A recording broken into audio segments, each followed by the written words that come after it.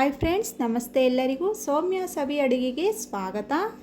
ತುಂಬ ಸಾಫ್ಟಾಗಿ, ಅತ್ತಿಯಂತೆ ಮೃದುವಾಗಿ, ತೆಳುವಾದ ಒಬ್ಬಟ್ಟು ನೀವು ಮಾಡ್ಕೊಬೇಕು ಅಂದರೆ ಈ ವಿಧಾನದಲ್ಲಿ ಟ್ರೈ ಮಾಡಿ. ತೆಳುವಾದ ಮತ್ತು ಸಾಫ್ಟಾದ ಟೇಸ್ಟಿಯಾದ ಒಬ್ಬಟ್ಟನ್ನು ನೀವು ಸಹ ಮಾಡ್ಕೊಬೋದು.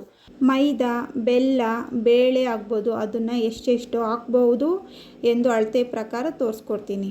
ಮೈದಾನ ಯಾವ ರೀತಿ ನಾದ್ಕೋಬೇಕು, ಹೂರ್ಣನ ಯಾವ ರೀತಿ ರೆಡಿ ಮಾಡ್ಕೊಳ್ಬೇಕು, ಎಲ್ಲವನ್ನು ಕೂಡ ಕರೆಕ್ಟ್ ಅಳತೆ ಪ್ರಕಾರ ತೋರಿಸ್ಕೊಡ್ತೀನಿ. ಬನ್ನಿ ಮಾಡೋ ವಿಧಾನ ನೋಡೋಣ.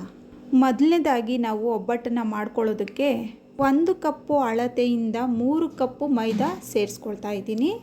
ಇದ್ರ ಜೊತೆ ಚಿರೋಟಿ ರವೆ ಏನು ಸೇರಿಸ್ಕೊಳ್ತಾ ಇಲ್ಲ, ಬರೀ ಮೈದಾ ಮಾತ್ರ. ನೋಡಿ, 3 ಬಟ್ಲು ಮೈದಾ ಹಸಿಟ್ಟು ಹಾಕ್ಕೊಳ್ತಾ ಇದ್ದೀನಿ ಅಳತೆ ಪ್ರಕಾರ.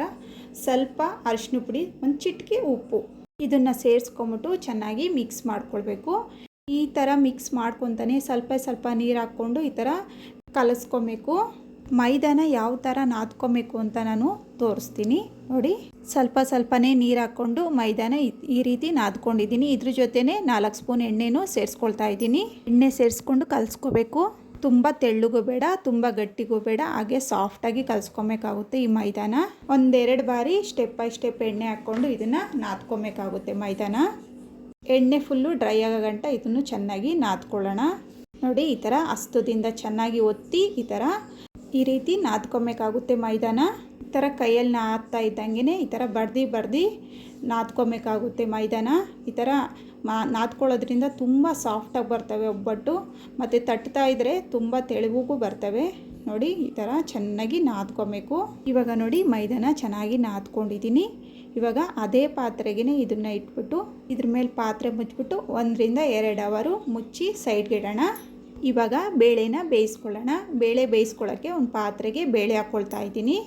ಮೈದಾ ಹಸಿಟ್ಟನ್ನು ಯಾವ ಕಪ್ಪಲ್ಲಿ ತೊಗೊಂಡೋ ಕಡಲೆಬೇಳೆನೂ ಅದೇ ಕಪ್ಪಲ್ಲೇ ತೊಗೊಂಡಿರೋದು. ಇದು ತೊಗರಿಬೇಳೆ ಎಲ್ಲ, ಬರೀ ಕಡಲೆಬೇಳೆ ಹಾಕಿ ಮಾಡ್ತಾ ಇರೋದು. ಈಗ ಕಡಲೆಬೇಳೆನ 1-2 ಬಾರಿ ಚೆನ್ನಾಗಿ ತೊಳೆದಿಟ್ಕೋಬೇಕು. ಚೆನ್ನಾಗಿ ತೊಳ್ಕೊಂಡು ಇದು ಬೇಳೆ ಚೆನ್ನಾಗಿ ಬೇಯಬೇಕು ಅಲ್ವಾ, ಅದಕ್ಕೆ ಸ್ವಲ್ಪ ನೀರು ಜಾಸ್ತಿ ಹಾಕ್ಕೊಳ್ಬೇಕು. ಬೇಳೆ ಚೆನ್ನಾಗಿ ಬೇಯೋಕ್ಕೋಸ್ಕರ ಸ್ವಲ್ಪ ಅರಿಶಿನ, 1 ಸ್ಪೂನ್ ಎಣ್ಣೆ ಸೇರಿಸ್ಕೊಂಡು ಇದನ್ನು ಚೆನ್ನಾಗಿ ಬೇಯಿಸ್ಕೊಬೇಕಾಗುತ್ತೆ. ನೋಡಿ, ಈಗ ನೋಡಿ, ಬೇಳೆನೂ ಕೂಡ ಚೆನ್ನಾಗಿ ಬೇಯೋದಕ್ಕೆ ಸ್ಟಾರ್ಟ್ ಆಗಿದೆ. ಇದ್ರ ಮೇಲೆ ನೊರೆ ಬರುತ್ತಲ್ಲ, ಅದನ್ನೆಲ್ಲ ತೆಗೆದ್ಬಿಟ್ಟು ಬೇಳೆನ ಬೇಯಿಸ್ಕೊಳ್ಳೋಣ. ಬೇಳೆನ ಯಾವತ್ತೂ ಪಾತ್ರೆಯಲ್ಲೇ ಬೇಯಿಸ್ಕೊಬೇಕು. ಕುಕ್ಕರ್ಗೆ ಹಾಕ್ಬಿಟ್ರೆ ತುಂಬ ತೆಳುವಾಗ್ಬಿಡುತ್ತೆ. ಮಧ್ಯ ಮಧ್ಯ ಚೆಕ್ ಮಾಡಿಕೊಂಡು ಆದಷ್ಟು ಪಾತ್ರೆಯಲ್ಲೇ ಇದನ್ನು ಬೇಳೆನ ಬೇಯಿಸ್ಕೊಬೇಕಾಗುತ್ತೆ. ಇವಾಗ ಬೇಳೆನ ಚೆಕ್ ಮಾಡೋಣ ಬೆಂದಿದೆಯೋ ಇಲ್ವೋ ಅಂತ. ನೋಡಿ, ಈ ಥರ ಬೇಳೆ ಇಟ್ಕೊಂಡು ಈ ಥರ ಕೈಯಲ್ಲಿ ಪ್ರೆಸ್ ಮಾಡಿದ ತಕ್ಷಣ ಈ ಥರ ಸಾಫ್ಟಾಗಿ ಬೇಯಬೇಕು. ಇವಾಗ ಚೆನ್ನಾಗಿ ಬೆಂದಿದೆ ಬೇಳೆ. ಈಗ ತೊಗರಿಬೇಳೆನೂ ತುಂಬ ಸಾಫ್ಟಾಗಿ ಬೆಂದಿದೆ. ಇವಾಗ ಗ್ಯಾಸ್ ಆಫ್ ಮಾಡಿಬಿಟ್ಟು ಇದನ್ನು ಈ ಥರ ಜಾಲರಿಗೆ ಸೋದಿಸ್ಕೊಳ್ಳೋಣ. ಬೇಳೆಯಲ್ಲಿ ಒಂದು ಸ್ವಲ್ಪನೂ ನೀರಿಡಬಾರ್ದು, ಆ ರೀತಿ ಸೋದಿಸ್ಕೊಬೇಕು. ಬೇಳೆಯಲ್ಲಿ ನೀರು ಇದ್ಬಿಡ್ತು ಅಂದರೆ ಹೂರ್ಣ ತೆಳುವಾಗಿ ಹೋಗುತ್ತೆ. ಇವಾಗ ಫುಲ್ಲು ಸೋದಿಸ್ಕೊಂಡಿದ್ದಾಯಿತು. ಈಗ ಗ್ಯಾಸ್ ಆನ್ ಮಾಡಿಕೊಂಡು ಬೇಳೆ ಬೇಯಿಸ್ಕೊಂಡಿದ್ವಲ್ಲ ಅದೇ ಪಾತ್ರೆಗೆ ಸೋದಿಸ್ಕೊಂಡಿದ್ವಲ್ಲ ಬೇಳೆ, ಅದು ಪೂರ್ತಿ ಇದಕ್ಕೇ ಹಾಕ್ಕೊಳ್ಳೋಣ. ನೆಕ್ಸ್ಟು ಬೆಲ್ಲ ಹಾಕೋಣ. ಮತ್ತು ಬೇಳೆ ಮೈದಾ ಯಾವ ಕಪ್ಪಲ್ಲಿ ತೊಗೊಂಡ್ವೋ ಅದೇ ಕಪ್ಪಲ್ಲೇ 2 ಕಪ್ ಆಗೋಷ್ಟು ಬೆಲ್ಲ ಹಾಕ್ಕೊಳ್ತಾ. ತೆಂಗಿನಕಾಯಿ ಬಂದು 1 ಕಪ್ಪಷ್ಟು ಹಾಕ್ತಾಯಿದ್ದೀನಿ. 2 ಕಪ್ಪು ಬೇಳೆಗೆ 1 ಕಪ್ಪು ತೆಂಗಿನಕಾಯಿ ಹಾಕ್ಕೊಳ್ತಾ ಇದ್ದೀನಿ. ತೆಂಗಿನಕಾಯಿ ಪ್ರಮಾಣ ನಿಮಗೆ ಜಾಸ್ತಿ ಬೇಕು ಅಂದರೆ ಇನ್ನೂ 1 ಕಪ್ಪು ಎಕ್ಸ್ಟ್ರಾ ಹಾಕ್ಕೊಳ್ಬೋದು. 2 ಕಪ್ಪು ಬೆಲ್ಲಕ್ಕೆ 1 ಕಪ್ಪು ಕಾಯಿ ತುರಿ ಹಾಕ್ಕೊಂಡಿದ್ದೀನಿ. ಕಡಲೆಬೇಳೆ 2 ಕಪ್ಪು, ಮೈದಾ ಬಂದು 3 ಕಪ್ಪು ನಾದ್ಕೊಂಡಿರೋದು. ಇವಾಗ ಬೇಳೆ, ಬೆಲ್ಲ, ಕಾಯಿ ತುರಿ 3 ಈ ಥರ ಚೆನ್ನಾಗಿ ಮಿಕ್ಸ್ ಮಾಡ್ಕೊಳ್ಳೋಣ. ಬೆಲ್ಲ ಕರಗೋ ಗಂಟ ಈ ಥರ 1-2-3 ನಿಮಿಷದ ಗಂಟ ಈ ಥರ ಮಿಕ್ಸ್ ಮಾಡ್ಕೊಳ್ಬೇಕಾಗುತ್ತೆ. ನೋಡಿ, ಈಗ ಚೆನ್ನಾಗಿ ಮಿಕ್ಸ್ ಮಾಡಾಯಿತು, ಬೆಲ್ಲನೂ ಕರಗಾಯಿತು. ಇವಾಗ ಗ್ಯಾಸ್ ಆಫ್ ಮಾಡಿಬಿಟ್ಟು ಫುಲ್ಲು ಕಂಪ್ಲೀಟಾಗಿ ತಣ್ಣಗಾಗಬೇಕು. ಆವಾಗ ಹೂರ್ಣ ರೆಡಿ ಮಾಡ್ಕೊಬೋದು. ಬೇಳೆ ಎಲ್ಲ ಫುಲ್ ಆರಿದೆ. ಇವಾಗ ಮಿಕ್ಸಿ ಜಾರಿಗೆ ಸ್ವಲ್ಪನೇ ಬೇಳೆ ಹಾಕ್ಕೊಂಡು ಹೂರ್ಣನ ರುಬ್ಕೊಳ್ಳೋಣ. ಇವಾಗ ಬೇಳೆ ಜೊತೆನೇ 4-5 ಏಲಕ್ಕಿ ಕಾಯಿ ಈ ಥರ ಸೀಳ್ಕೊಂಡು ಹಾಕ್ಕೊಳ್ತಾ ಇದ್ದೀನಿ. ನಿಮ್ಮ ಹತ್ರ ಏಲಕ್ಕಿ ಪೌಡ್ರ್ ಇದ್ದರೆ ಅದನ್ನ ಸೇರಿಸ್ಕೋಬೋದು.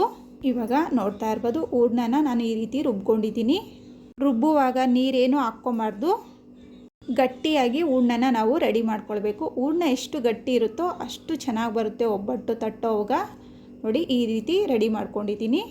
ಇವಾಗ ಹೂರ್ಣನೂ ತುಂಬ ಚೆನ್ನಾಗಾಗಿದೆ. ಇವಾಗ ಎಲ್ಲ ಹೂರ್ಣನೂ ಒಂದು ಪಾತ್ರೆಗೆ ಸೇರಿಸ್ಕೊಳ್ತೀನಿ. ತುಂಬ ಸಾಫ್ಟಾಗಿ ರುಬ್ಕೊಂಡ್ರೆ ತುಂಬ ರುಚಿಯಾಗಿರುತ್ತೆ. ಎಲ್ಲೂ ಕೂಡ ಬೇಳೆ ಬೇಳೆ ಥರ ಸಿಗಬಾರ್ದು.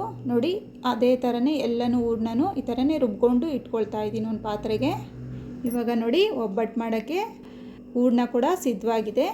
ಇಲ್ಲಿ ನಾವು ತುಂಬ ಸಾಫ್ಟಾಗಿ ಬೇಳೆನ ರುಬ್ಕೊಂಡಿದ್ದೀವಿ. ಈ ಥರ ಸಾಫ್ಟಾಗಿರಬೇಕು ಮತ್ತು ಈ ಥರ ಸ್ವಲ್ಪ ಗಟ್ಟಿಯಾಗಿರಬೇಕು. ಇವಾಗ ಹೂರ್ಣ ಪರ್ಫೆಕ್ಟಾಗಿ ರೆಡಿಯಾಗಿದೆ. ಇದನ್ನು ಮುಚ್ಚಿ ಒಂದು ಸೈಡಾಗಿಟ್ಟು ಆದಿ ಇಟ್ಟಿರುವ ಈ ಮೈದಾನ ನೋಡೋಣ. 1 ಅವರ್ ಆಗಿತ್ತು ನಾನು ಬಿಟ್ಟು. ಇಷ್ಟು ಚೆನ್ನಾಗಿ ಸಾಫ್ಟಾಗಿ ಮೈದಾ ಉಬ್ಬಿ ಅರಳಿದೆ ನೋಡಿ. ಇದೇ ರೀತಿಯೇ ಮೈದಾನ ನಾದ್ಕೊಬೇಕಾಗುತ್ತೆ. ಈ ಥರ ನಾದ್ಕೊಂಡ್ರೆ ಕಣಕನೂ ತುಂಬ ಸಾಫ್ಟಾಗಿ ಬರುತ್ತೆ. ಈ ಥರ ಮೈದಾನ ನಾದ್ಕೊಳ್ಳೋದ್ರಿಂದ ಒಬ್ಬಟ್ಟು ಒಂದು ಚೂರು ಕಟ್ಟಾಗಲ್ಲ, ಅಷ್ಟೇ ತುಂಬ ಚೆನ್ನಾಗಿ ಬರ್ತವೆ ಒಬ್ಬಟ್ಟು.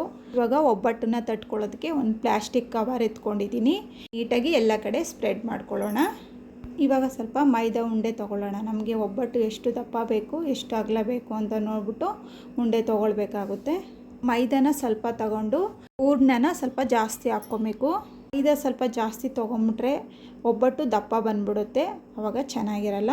ಹೂರ್ಣ ಜಾಸ್ತಿ ತೊಗೊಬೇಕು, ಮೈದಾ ಕಮ್ಮಿ ತೊಗೊಬೇಕು. ಇವಾಗ ಫುಲ್ ಪ್ಯಾಕ್ ಆಗಿದೆ ನೋಡಿ. ಸ್ವಲ್ಪ ಕೈಗೆ ಎಣ್ಣೆ ಹಚ್ಕೊಂಡು ಈ ಥರ ತಟ್ಕೊಬೇಕಾಗುತ್ತೆ. ಎಷ್ಟು ತೆಳ್ಳಗೆ ಬೇಕೋ ಅಷ್ಟು ತೆಳ್ಳಗೆ ಒಬ್ಬಟ್ಟನ್ನ ತಟ್ಕೊಬೇಕಾಗುತ್ತೆ. ಸುತ್ತ ಹೂರ್ಣ ಹೋಗಬೇಕು ಅಂದರೆ ಮಧ್ಯದಲ್ಲಿ ಫಸ್ಟು ತಟ್ಕೊಂಡು ಆಮೇಲೆ ಸುತ್ತ ಈ ಥರ ತಟ್ಕೊಬೇಕಾಗುತ್ತೆ. ನೋಡಿ ಈ ರೀತಿ ಒಂದೇ ಲೆವೆಲಲ್ಲಿ ಒಬ್ಬಟ್ಟನ್ನ ಈ ಥರ ತಟ್ಕೊಂಡಿದ್ದೀನಿ.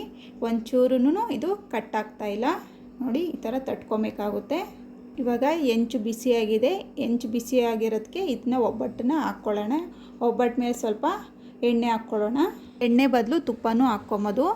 ಒಬ್ಬಟ್ಟನ್ನ ಕೈಯಿಂದ ಹಾಕೋಕ್ಕಾಗಲ್ಲ ಅಂತಂದರೆ ಒಬ್ಬಟ್ಟು ಕವರೇ ಸಿಗುತ್ತೆ, ಒಬ್ಬಟ್ಟು ಮಾಡೋ ಕವರೇ. ಆ ಕವರ್ ಮೇಲೆ ಒಬ್ಬಟ್ಟು ತಟ್ಬಿಟ್ಟು ಹೆಂಚಿನ ಮೇಲೆ ಹಾಕ್ಬಿಟ್ಟು ನಿಧಾನಕ್ಕೆ ಆ ಕವರ್ ತೆಗಿಬೋದು. ಇವಾಗ ನೀವು ನೋಡ್ತಾ ಇರ್ಬೋದು ಮೀಡಿಯಮ್ ಊರಿಲೇ ಒಬ್ಬಟ್ಟನ್ನ ಬೇಯಿಸ್ಕೊಳ್ತಾ ಇದ್ದೀನಿ. ಜಾಸ್ತಿ ಬೇಯಿಸೋಕೆ ಹೋಗಬಾರ್ದು, ಇಷ್ಟೇ ಸಾಕು. ತುಂಬ ಸಾಫ್ಟಾಗಿ ಬರ್ತವೆ. ಇವಾಗ ಇದನ್ನೊಂದು ಪಾತ್ರೆಗೆ ಸೇರಿಸ್ಕೊಂಡು ಉಳಿದ ಒಬ್ಬಟ್ಟನ್ನು ಸೇಮ್ ವಿಧಾನದಲ್ಲೇ ತಟ್ಕೊಳ್ಳೋಣ. ಸ್ವಲ್ಪ ಮೈದಾ ಎತ್ಕೊಂಡು ಮೈದಕ್ಕಿಂತ ಸ್ವಲ್ಪ ಜಾಸ್ತಿ ಹೂರ್ಣ ತೊಗೊಬೇಕು. ನೋಡಿ ಈ ಥರ ನಾನು ರೆಡಿ ಮಾಡ್ಕೊಳ್ತಾ ಇದ್ದೀನಿ. ಸುತ್ತ ಕವರ್ ಮಾಡಿಕೊಂಡು ಮೇಲೆ ಎಕ್ಸ್ಟ್ರಾ ಮೈದಾ ಇತ್ತಲ್ಲ ಅದನ್ನೆಲ್ಲ ತೆಗ್ದು ಈ ಥರ ನೀಟಾಗಿ ತೆಳ್ಳಗೆ ತಟ್ಕೊಳ್ತಾ ಇದ್ದೀನಿ ಒಬ್ಬಟ್ಟನ್ನ.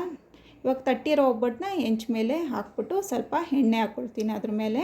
ನೋಡ್ಬೋದು ಎಷ್ಟು ಸಾಫ್ಟಾಗಿ ಒಬ್ಬಟ್ಟು ಬಂದಿದೆ ಅಂತ.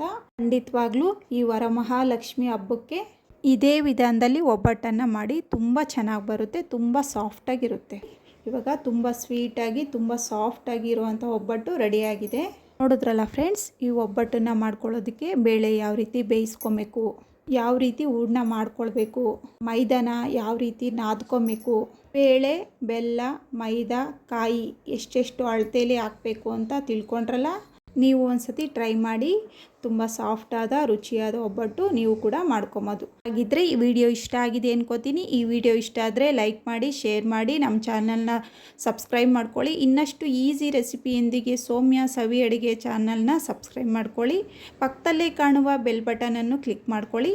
ಧನ್ಯವಾದಗಳು.